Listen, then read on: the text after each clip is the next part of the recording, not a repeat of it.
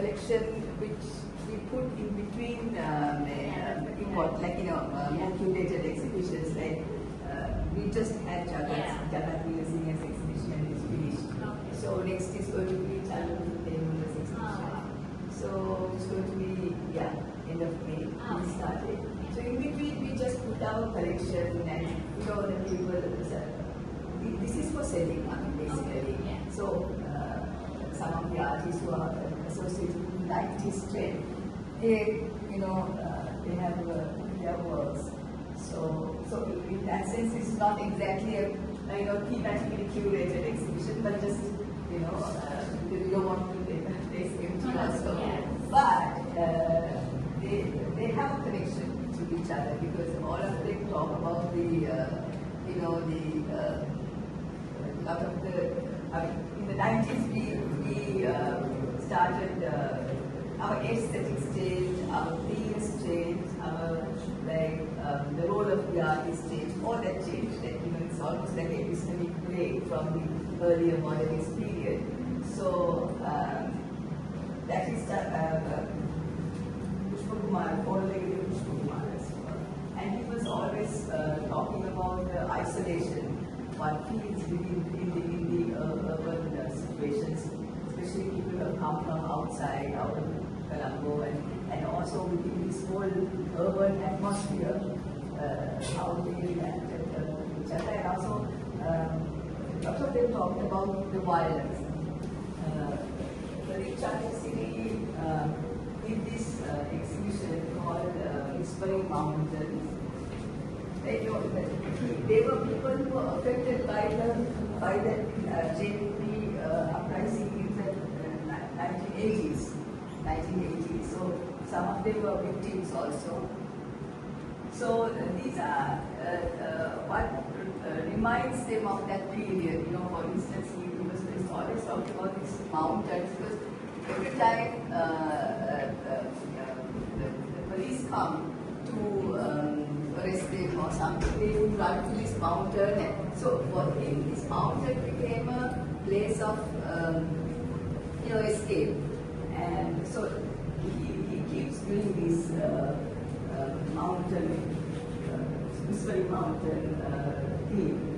And here also, this is again Pushpakumar's, but he's also referencing the violence and the shapes and all that refers to violence and the conflict and all that. Then Badhuvana Pet is again, he's somebody who became very well known for their performances. So his famous one was this.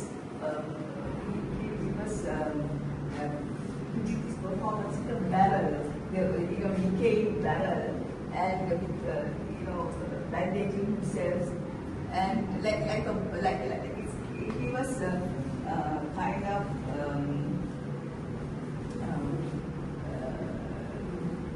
saying that the society is wounded. This the barrel symbolizes the war and the conflict in the north and the south pole, and then he was carrying this with all the bandages. So it's a very powerful exhibition. So some of the works you put there, and then this is Anuga Sharma's work. He's a person who is trained in rural conservation, temple paintings, and also he works with some of the motifs, and recently worked in the south where you don't have this, it's very or something. The hell is shown very, very graphically. So he has taken some of the images of that and also kind of trying to connect with the contemporary society, contemporary conflicts even outside of Sri Lanka. So he's playing with all these motifs and all that. But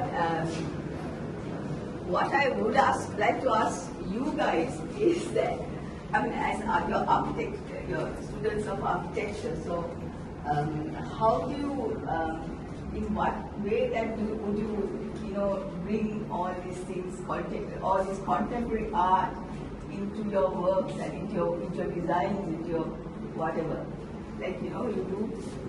How does that happen? So incidentally, their final project, is for a creative. So they have to identify an artist or a creative practitioner as their character for the house as well. So we've been trying to sort of get them to meet different artists and practitioners. So it's lovely for them to meet you and then come and see all these other different artists as well. Yeah. So some of this is one of my book art, and the other one, the other one is called